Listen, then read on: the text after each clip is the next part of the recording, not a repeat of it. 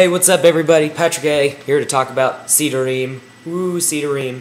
Okay, let's pretty much boil this down as fast as possible because it's getting late, I'm getting tired, and I kind of want to chill out and not just be making videos. But anyway, pretty much the moral of the story is the last temple that was destroyed, you had two groups. You have the priests and the rabbis. They were fighting over who was going to have the most power. So, last temple gets destroyed, there's no sacrifices that can be made, therefore the priests lost and the rabbis won. So the question that comes out of it is, what do you do when you don't have sacrifices that you can make? How are you going to please God? So the idea was that you would use prayer.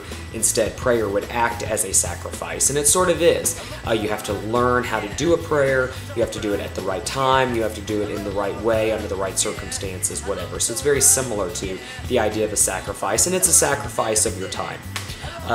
So, if you're going to have prayer, you're going to then have organized prayer, and then organized prayer, you're going to have to organize people to do these organized prayers. So, long story short, it ended up being codified, and you have the Siddurim.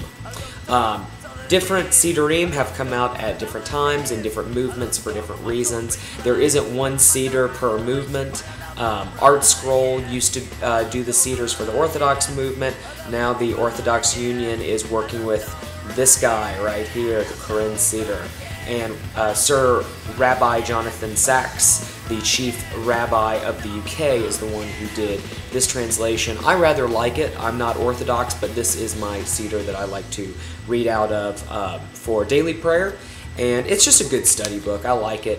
When I do Shabbat, I pray out of whatever particular movement's book I tend to be davening at. So typically that's the Reconstructionist Siddur because I'm at Congregation Beit Haverim in Atlanta more often. So what's in the Siddur? Well, pretty much it's all poetry.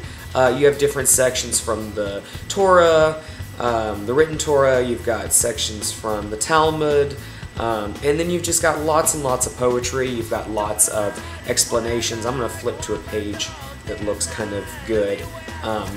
Yeah, here's a good example. Okay, so like you have in Hebrew in one section, you have the English in the other, you generally have little footnotes down here that kind of explain things.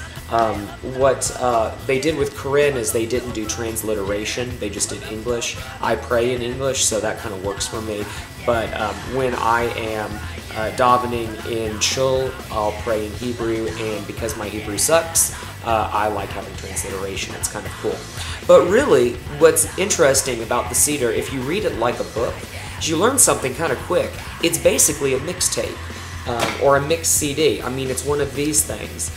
You know, what I love about a mixed CD is that you get lots of music put on one sort of piece of media that expresses a similar idea. And to me, there really isn't a whole lot of difference between this mixed CD and this book. I've even toyed with the idea of doing some type of mixed CD Siddur, so maybe one day that'll be a PunkTorah project. Anyway, that's pretty much what a Siddur is. There's really not a lot to tell about it. I typically ignore parts of this book that I can't do, and that's not sacrilegious to not pray certain parts of the Siddur. People choose what they pray and choose what they don't. So pick what you like, find what's meaningful to you, build your Jewish identity, write your own Siddur, write prayers that work for you. Use stuff like this as a guide, find a way to make it work for you.